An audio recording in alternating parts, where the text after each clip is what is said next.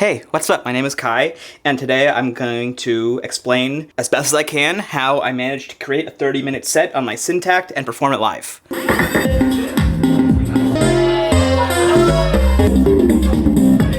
That's it. Thank you very much. I'm going to go through the construction of it and the performance of it. Before we get into that, I have 5 pro tips too long didn't watch that I'm going to throw at you before we get into anything.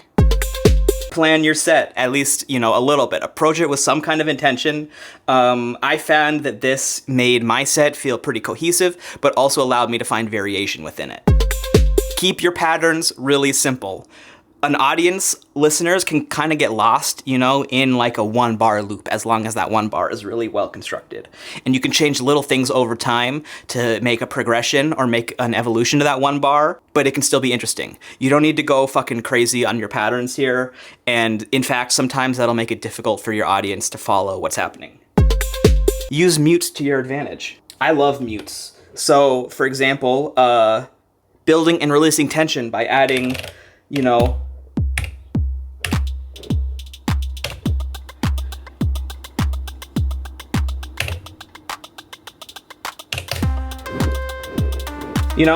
can create a flow and a little bit of progression, go into a transition, chop up a melody.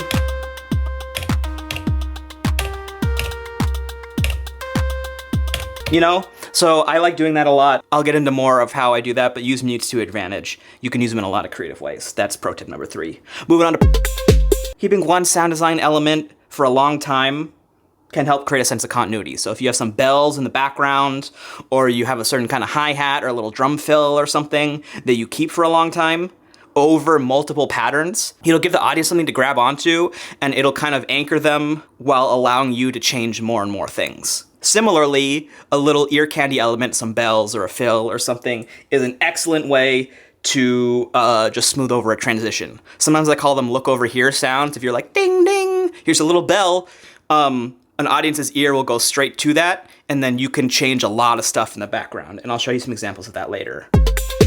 Practice. That's pretty much it.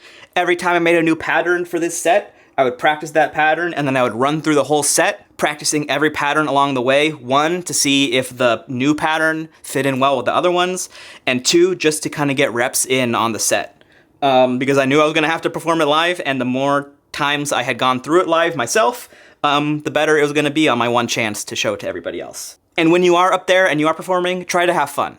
Alrighty, that's it for the 5 pro tips. The rest of the video is gonna be more nitty-gritty, kind of diving deeper into all of these same concepts, but with real concrete examples. So I hope you stick around. Without further ado, let's jump into it. Cool, let's talk about the construction of the set first. I had a few goals going into this. I knew that I wanted to keep things simple, and I wanted the grooves to be really easy to pick up on, I wanted people to be able to have fun, I wanted it to be danceable, and I wanted it to be seamless. I wanted people to be able to walk in, easily get into whatever music is playing right now, and then be able to hang out there for a while and not feel like they're getting bored, not feel like they're getting confused. And the first way that I set about doing that is setting down some guidelines for how I wanted to approach this. My plan for the overall set was to start at a lower BPM and just kind of work myself up every couple of patterns. So this first pattern is at 104 BPM.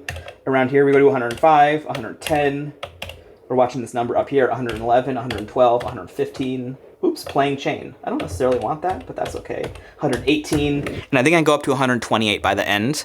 I thought I was gonna actually have more time and, more time to make the set and more time to play a little bit. And I thought I was gonna get it to maybe like 150 BPM in really hard dance territory, but I ran out of time, and honestly, I don't think I needed to get there. What I found about increasing BPM over the course of the set is that 1, it automatically increases energy because the tempo is faster and the audience is, dancing a little bit more quickly and stuff like that. But it also forced me into new variations on rhythms and melodies and patterns and stuff, because different grooves and things sound better at different tempos. In terms of the kind of music that I was gonna make, I knew that I wanted to stick to 4 on the floor dance music. Some of the people at the show, like some of the other artists, were like, what are you gonna play? I'm playing jungle with a mix of IDM and breaks and D&B, whatever. whatever, like all their subgenres. And I'm just like, I'm playing dance music. That's my goal. I don't really know all the names of the genres as I go, you know, up the tempo. I just wanted to make dance music. That was my goal. I wanted people to dance and I wanted people to have fun. And by sticking on that 4 on the floor style, there comes a lot of like genre conventions that you can bring over from that. 4 on the floor dance track is often made out of like a build and then a drop and then a break. And then they build again, and they drop again, and they break again, and then they have an outro. And maybe at the beginning of that whole thing, there was an intro. But that build, drop, break structure is something that I can appropriate and use to kind of move my set along. So I'll be like, in this first pattern, I mean, this is kind of an intro, you know? But it's a little bit breaky, you know, it's soupy. It's not, you can kind of move your body to it, but it's not dance music. And then here's a mute. And then I go into the next pattern. And I would call this the drop pattern. And then, honestly, because this is the opening, I didn't kind of follow that structure as much because I kind of wanted to hit people with some dancing up front. So we have like this pattern next. I didn't bother dropping or breaking in between these.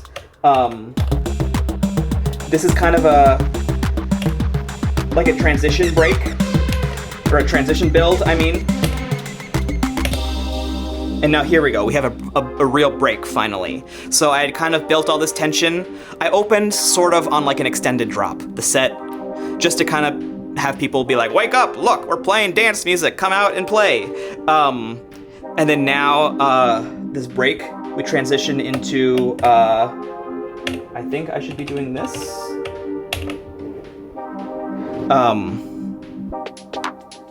And now we're kind of in build territory, in my opinion. Cool, okay, so something that I would use to kind of guide my construction of the set as it went along is I would copy a previous pattern and then put it in a new slot. And I'm not gonna do that here because I have a nicely constructed set and I don't wanna mess it up. But I would copy the pattern that I'm working on to the next slot, go into that slot, raise the BPM a little bit if it felt like it was time, and then start messing with that new pattern. Sometimes I would take out most of the elements, sometimes I would keep the drums. For the first several patterns,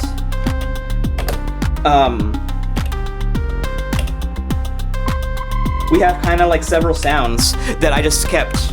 So like this, actually, I'm not gonna do it like that, I'm gonna do it like this. This kotatsu sound, this swarm sound that I made, and I guess this forensic square pluck are kind of sounds that I kept for several patterns, and it was nice because I could just keep copying them, and sometimes I would tweak them slightly. So here, listen to kotatsu here, versus like here, versus here. It's the same sound, right? But also when you copy, you have the option to mess with that sound a little bit. So it's still something that the audience recognizes and is familiar with because they're just hearing it, but now it's a little bit different. And so I use that for mixing purposes. I use that for just auditory interest. Like in this first pattern, it's a little bit more muted because this pattern is easing you into this feeling. It's kind of drawing you in. Directly on the next pattern, this is hitting you in the face. I wanted that to cut through the mix. And then down here, this pattern had a different feel, and based on the other elements that I had in it, I felt that how this sit in the mix, and you know, it's not quite as extreme as this one. It has less of a bite on the front, but it's not as muffled as this one. I felt that was right for that pattern. Cool. Oh, one last thing that helps when you're copying pattern, pattern to pattern, is that the general pattern structure stays the same. So like, this is almost always a kick, this is almost always a clap or a snare, and this is almost always a hat. On pretty much no matter where you go. And so during performance, that makes it really easy to just be like, oh, I'm gonna mute my kick. And you don't have to be like, On bank 2, pattern 9, where is my kick? Oh yeah, it's on, I used the analog drum machine on 10 this time. And sometimes I actually would use an analog kick, and in that case, I would just put it on 9 instead. So one of these is always my kick, usually. I would say almost always. I don't know if it's ever not the case. And copying your pattern over to the next one, just make sure that you don't mess that up. Okay, so one of the things that a fellow performer said to me after my set, he was like, hey, usually live synth set transitions are like pretty bad, but you seem to kind of glide from pattern to pattern. How did you do that? And the answer is, it's a lot of factors. I would say half of them are in the construction, which we'll talk about now, and then half of them are in the performance of the pattern. So yeah, let's talk about transitions, how to make them smooth, how to take your audience on a journey and not jostle them too much. Okay, cool. So the first thing that I want to talk about is keeping a single sound across several patterns, just in the background. We're not talking about a lead sound. I'm talking about just kind of like a reminder that maybe the audience doesn't even notice that much, but it just reminds them they're in the same space, that we're continuing along the same journey that we were the whole time. And I think this makes you stand out versus DJ sets, because DJ sets can't quite do this as neatly. I'll show you what I mean. In this pattern, we have the same square pluck we've been hearing for the whole project almost this far. I think it got introduced over here. This sound is now, you know, it's been modified a little bit, but it's that same square pluck that we've been hearing. And I'm actually going to use this as kind of one of those background sounds as I continue this project along. So it's no longer going to be the lead sound, but as we head into this break, or this transition, you can hear, you know, it's still there. It's not playing as complex of a melody as this. But I'm gonna bring all this stuff out. And as we go to the next pattern, I'm gonna keep the same sound. It's just gonna change a little bit.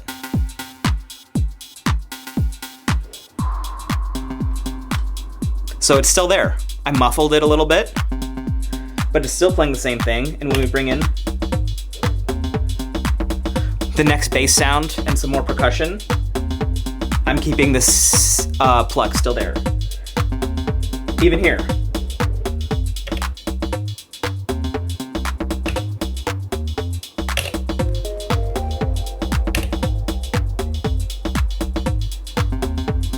And what I did there is I muted it for the first kind of arpeggio from this new sound, just because they play on top of each other a little bit, and I wanted the new sound to stand on its own.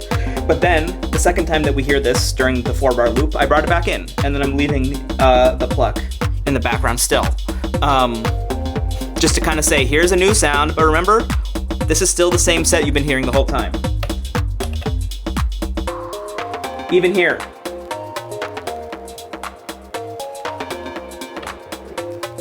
And then even here. It's in the background.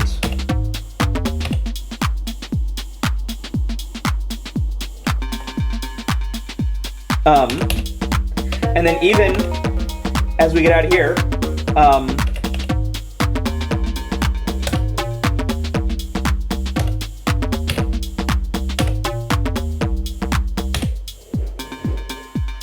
I even use it here. And this is to transition into Axel F, aka the Beverly Hills Cop theme. You know? But the same sound has been here since pattern number 2. Pattern number 2. Pattern number 2. And I think that just kind of helps sell this whole thing as one seamless performance. And I don't know if the audience noticed that. I had one friend who has a master's in music performance, and she noticed some stuff like that. And she was like, very interesting how you use the bells and background sounds to whatever. Like, she doesn't know anything about electronic music. But so she was interested in that stuff on like a musical level. I don't think your average listener recognizes that's going on at all. I think that they are just like, oh yeah, this is a little different. I like this too. You know, whenever they hear a new pattern. Cool. Let's talk about another transition technique. I call it a look over there sound. Like right here. Actually, right here. So,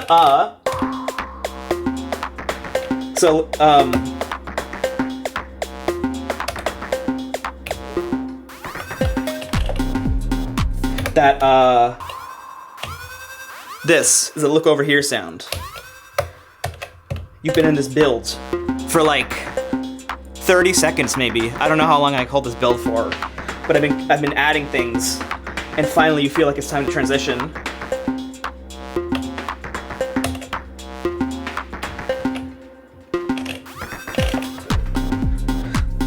And you put in that whoop sound, and it's like, oh shit, you know, your ear perks up, you're ready for something to happen right after that. Speaking of whoop whoop, that was a ambulance. Someone's dying. Whoop whoop, that's the sound of the EMTs. Anyway, I'm gonna show you another look over here sound. It is in, right here.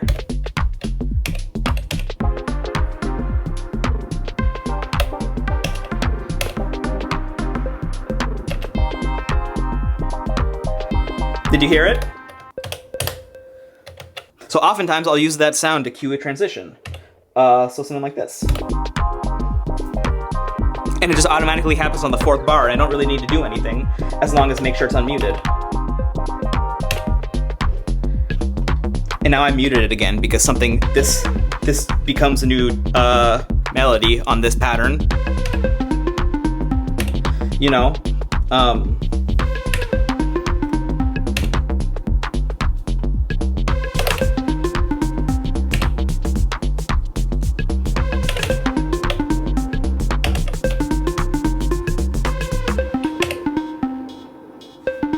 Anyway, yeah, so look over here sounds. Make something that is very enticing to listen to for just a second and then change a bunch of stuff in the background. It's really surprisingly effective how much that works. And then lastly, I'm gonna show you some transitional patterns. Sometimes if I have a particularly large pattern, people have been in it for a long time, or it's particularly energetic or something, or if I wanna mute more things than I can physically press, or if something's like can't be achieved with a fill, then I'll use a transitional pattern. For example, this pattern here, I only need to use a fill to get out of it. But the pattern after it, I'm gonna use a transitional pattern because I feel like it needs a little bit of extra massaging. And I wanna do some things that I can't quite do with only a fill alone. So here, you'll hear this.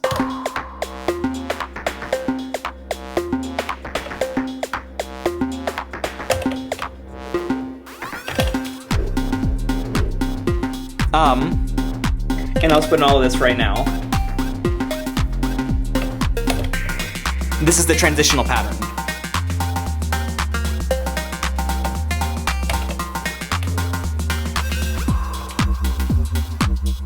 Because I hang in this dancing section for quite a while, and I actually build a little bit during this. It starts out here.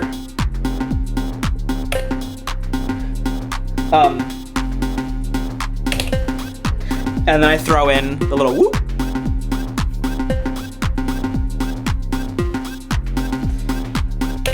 And then I throw in a second.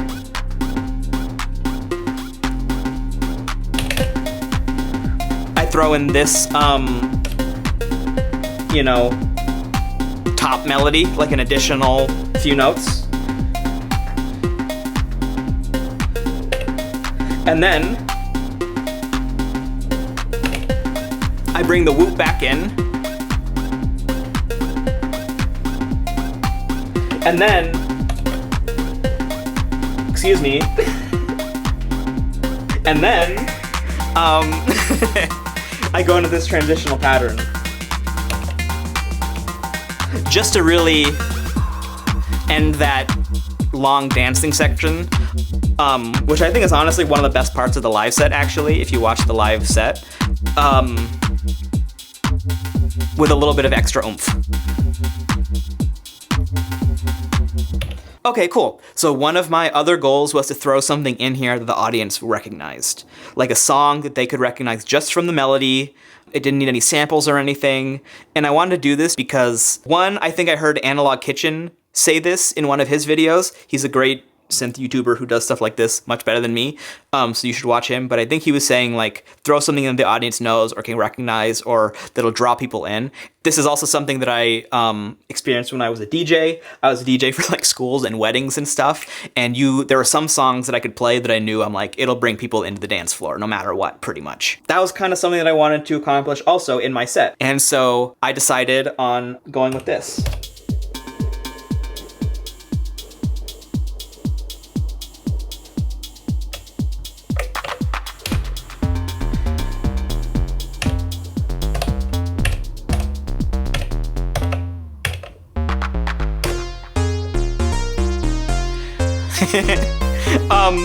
And people were really excited at this point, and like some people cheered. And I left them here for a little bit just because it's really fun, right? Everybody knows Beverly Hills Cop theme, aka Axel F. And then something that I don't think they expected was that I programmed this part too. And this part was really a pain in the ass to program on the chord synth. Let's see if you can see what's going on here. It doesn't really show you. But so basically on the chord synth, I went through here and on all of these, I had to like program in the inversion on all these fucking things. And I found this very unintuitive on the Syntakt, and I basically did it by ear, because the inversions didn't make sense to me and how these little ghosts. Anyway, long story short, it was a really pain in the ass to program, but people laughed, and I think it accomplished everything that I wanted it to. I was actually nervous that people would like think it was like really lowbrow or something, because like everybody else was playing like all this ambient music, and then I'm coming in here and like dropping like a meme. But it actually went over really nicely, and I'm glad that I did it. And then I did a slight remix of it.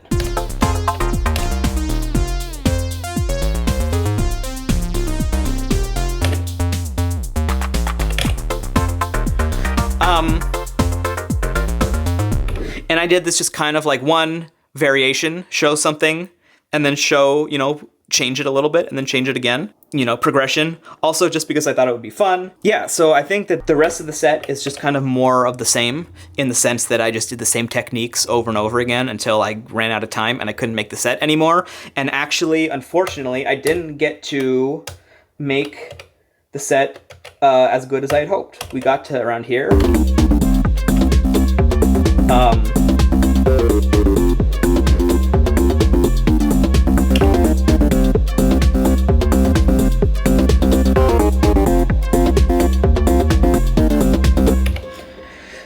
And then I had to perform the set like that day or the next day or something. And what I wanted to do was create a full circle element to this set where the ending, whatever song I ended on, whatever pattern I ended on, harkened back to this, right? So I started to construct, that's not what I wanted. I started to construct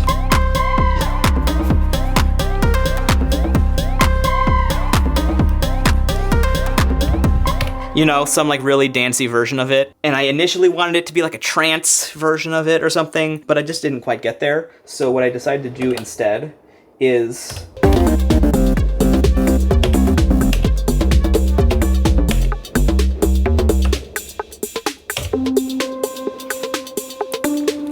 I just brought in this sound, which is, what we heard at the beginning, and I dropped the volume, I talked over it, and I explained, hey, I'm gonna transition to my OPZ, and I'm gonna play the song called Reeling, which I knew everybody loves Reeling, even, like nobody had heard it before, no one there knew what that song was, but it's by far like one of the best like received pieces of music I've ever made, and not just by like people who know about electronic music, but like some of my friends will be like, damn, that was a really good song, and like my mom loves it and stuff. So I figured I would end on Reeling just because I know that's a crowd pleaser. I was gonna talk about like, hi, so I didn't get to finish my set and ha ha ha, but two of my friends who showed up, I was like telling them about that, and they're like, no, don't say anything. Just say you're transitioning to reeling and that's what you're gonna end on as your finale. And I did that, and I'm glad that I did. I'm glad I listened to them. The transition went pretty smoothly, and when I watched the recording back, it seems like pretty natural. So I'm happy with that. I do wish I could have finished this last pattern, and I said that I would like 6 weeks ago, and I still haven't. I have not touched this project like at all since then. I'm kind of sick of it, except that I really wanted to make this video. So I think the last thing that I want to say about the construction of this is that I was practicing it every step of the way. And I think I said that before, but really every time I would add a new pattern, I would practice the whole thing. And sometimes when I was getting stuck on a new pattern and I wanted to make progress on the set anyway, just because I had like minimal time to make this whole thing and I wanted to use my time as best as possible, I would just practice playing the set and performing what I had, because the smoother that goes, the smoother the set is gonna go live. Okay, so I think that kind of wraps up everything that I wanted to say about the construction of this set. I am gonna talk a little bit about the performance of this set now, so let's get into it. I think one of the first things to talk about performance with a mute-based synth performing track thing like this is that you should have intention when you enter and exit a pattern. But what I mean by that is know which ones of these you want to have on and off. And like have a general idea of how every track is laid out. It's kind of like being a conductor. What I understand a conductor does is they're kind of like the live mixer of the orchestra. They're keeping tempo and everything, and they do a little bit more than this, but they basically have the whole symphony in their head, and they know what every section is playing, and they're like, yes, a little bit more violins on this section, and a little bit less tuba on this section, because it's very light, and then, okay, a lot of tuba and a lot of timpanis, because it's a big bombastic section, okay, timpanis down a little bit. You know what I'm saying? But they're kind of managing this whole thing. And that's kind of how I see my job as a live performer of a Syntakt. I'm not playing anything live, but I am transitioning everything live, and I am muting and unmuting things live. It's the same kind of thing of you have that whole pattern in your head, and you're like, which sounds do I want to hear first? Which sounds are gonna clash with what I just had playing? How can I mute and unmute and control these things in a way that shapes the overall progression and performance? So let's talk about it. Like easy first pattern, everything, it starts like this.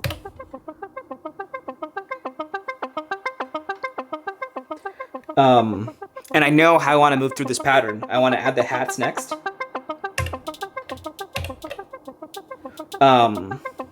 And then I want to add the main melody.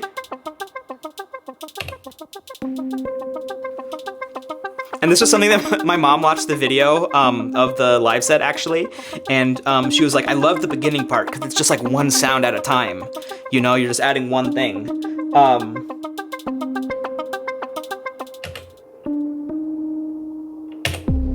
And then she said, and then after that, the rest of the set just kind of becomes music, which I thought was really interesting. And I was glad to hear that because it means that like I kind of did my job of making everything seamless. And I know I want to add that a little bit to kind of foreshadow the transition. I add track 8 again, that little arpeggio. But she was saying the rest of the set just sounds like music, but in my head, all I'm doing is continuing to mute and unmute things. Like I have this going now, and I'm just gonna add one thing. Take out one thing, put it back and add another thing. That's pretty much the entire thing I'm doing, like the whole set. And that's what I mean by having intention. You know, like when I transitioned, I knew I wanted to have this thing unmuted because I know I'm gonna add it in right now.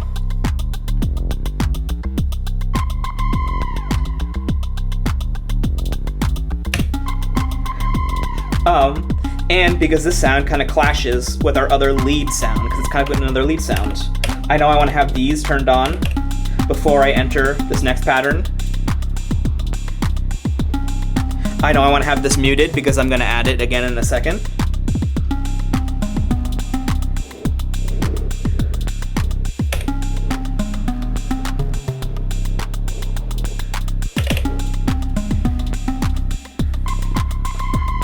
Anyway, generally I think of having tracks muted as you have somewhere to build to. If you have muted tracks, you can use them to add things. And then if you have everything on, that means that you have somewhere to drop to, meaning that you can bring a bunch of them out to break, or you could bring all of them out to create a moment of silence to foreshadow a transition or something like that. So no matter where you're at, you can create movement by adding tracks or taking away tracks. So I want to talk about something. Sometimes it seems like a patch or a pattern is not working in your live performance, even though it sounds good by itself.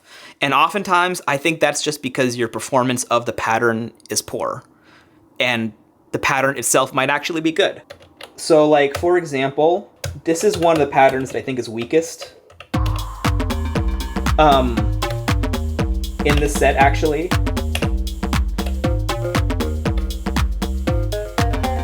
I think it kind of sounds weird. And transitioning into it straight from like,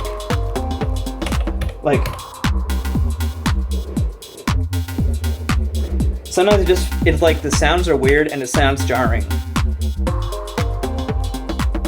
You know, you're like, where did all that come from?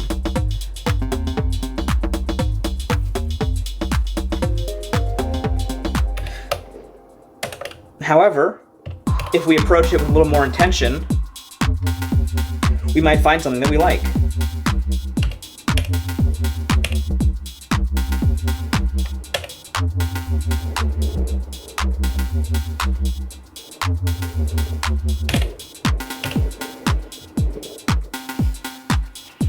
So I'm bringing down some of the melodic elements to make it a little bit more transition friendly.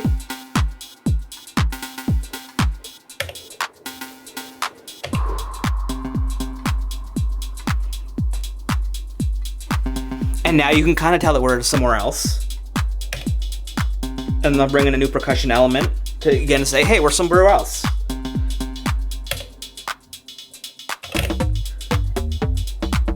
And then I'll bring the bass in, temporarily bring out that long-term sound. And now we've gone to a new pattern without it being jarring.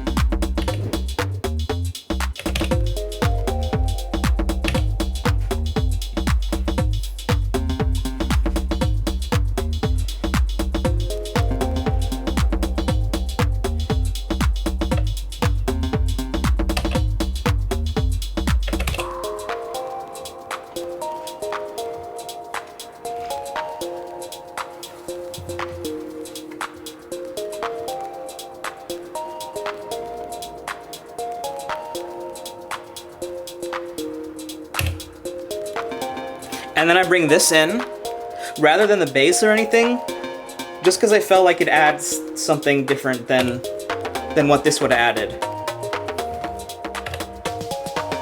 However, I still do this.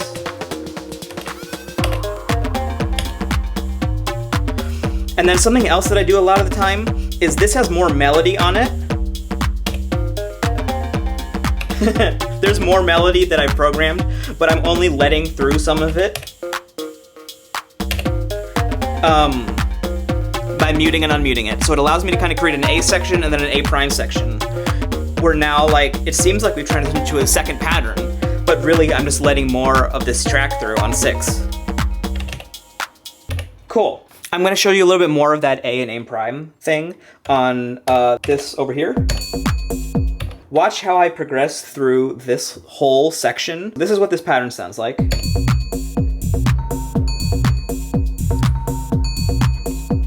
But I can create a whole song and progression with mutes and unmutes. So let's try it. I think we start like here. Yeah.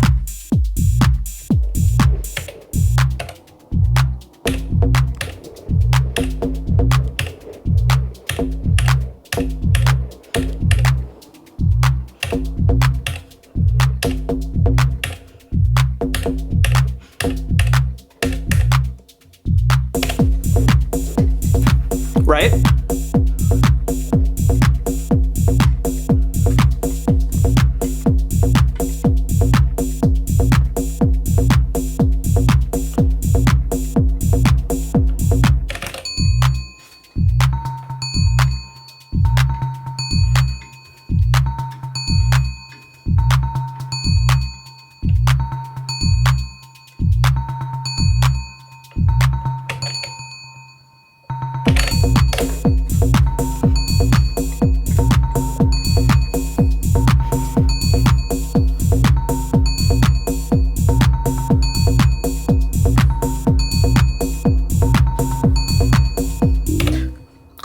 So you kind of get the point of that. You can create an otherwise boring patch. This, for 3 minutes, 2 minutes, would be fucking grating. It's already kind of grating in the performance as it is, but that's how I designed it a little bit. I wanted to contrast going, this is straight out of Axel Foley into this, and I kind of wanted to put the most crowd pleasy song with one of the most like hard songs of the whole set back to back. But this song, it's created out of like, it's like a 1-bar loop, right? And so this is the ultimate way to demonstrate how you can create tension and release and build and drop and break with just muting tracks with your fingers. All right, one last thing that I want to talk about is the trusty snare roll. I have this snare roll constantly going on fill. So when I feel like I want to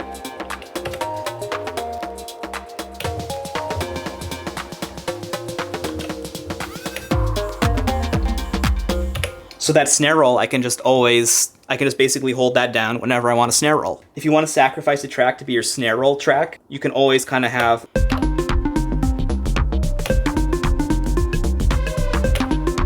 you know,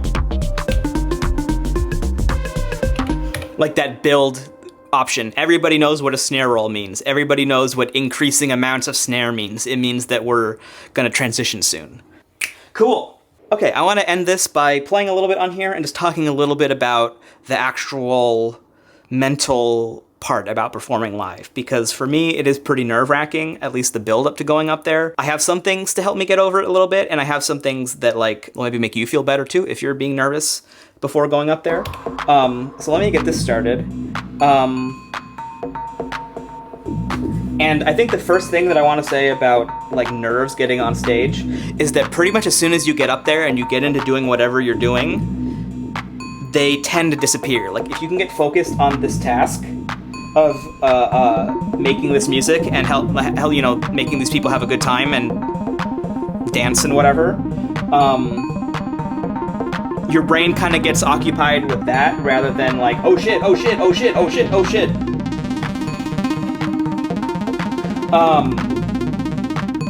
Yeah, at least in my experience. I've done this, I've done some DJing, and I have taken some improv classes where I actually found the same thing to be true too, where like, even though you don't have a script or anything, if you're in the scene and you're working with your people and you're having fun, like you're not nervous anymore.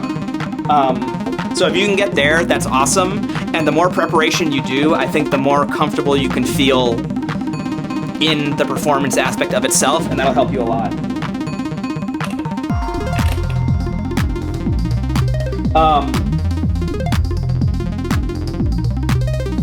Cool. Yeah, and then once you're up there too, if you can have energy on stage, that will help a lot as well. And what that means is like, look around and smile, and even if no one's there, which like maybe for like the first like 5 to 10 minutes of my set, no one was like directly dancing in front of me at all or anything. But I was like pretending like I was having the time of my life. I mean, I was having fun because I have fun doing this in my bedroom. So, you know, I was trying to channel that energy and just pretend like I was doing it the exact same thing, which I was, just somewhere else. And by the time the whole thing was over, there were dancing people and people were having fun. And I think that potentially me being, you know, hamming it up on stage a little bit and look like I'm having a good time and I like the music, help them want to get in on it too. Or at least it couldn't hurt, you know?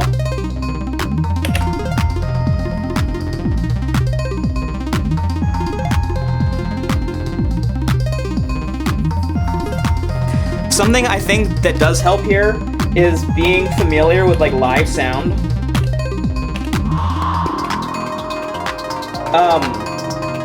Like they put me up there and like I had to set up my stuff during the guy's set ahead of me. So, you know, I didn't have anybody that I could like ask for help or whatever. And I was using a new mixer that I hadn't really used before, but,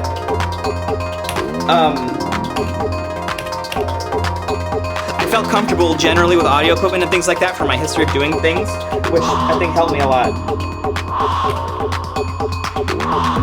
Okay, I could have done that way better. yeah, I don't know. The more hands-on you can get with audio equipment and performing in a live scenario, the better you're gonna be. So I think just do it as much as you can. And maybe like if you have like a small jazz club near you or whatever, like one in my town has like volunteer sound technicians.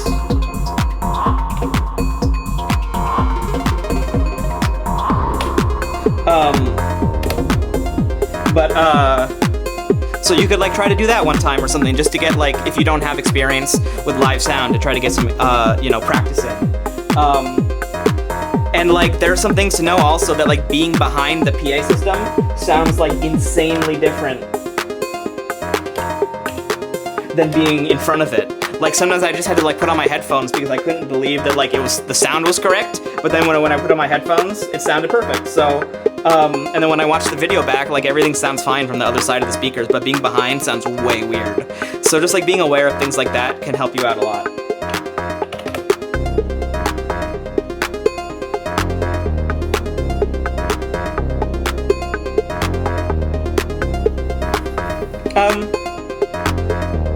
Or I mean, like, I guess the final thing about getting familiar with audio equipment is just like go down to your local guitar center, or have something help, or like ask for help there or something, or just like play around with all the stuff. Okay, I'm messing this up, but it'll be fine. Nope, shit. I think we're fine. But yeah, that's kind of basically about it. I'm out of thoughts on how else to have a better performance. I think that's about everything I have to say about this device and performing live with it that I've discovered. So if you have any questions or comments, please leave them down below. I would love to hear your experiences with performing live, or if you have a set that you're working on or something, I would love to talk about it.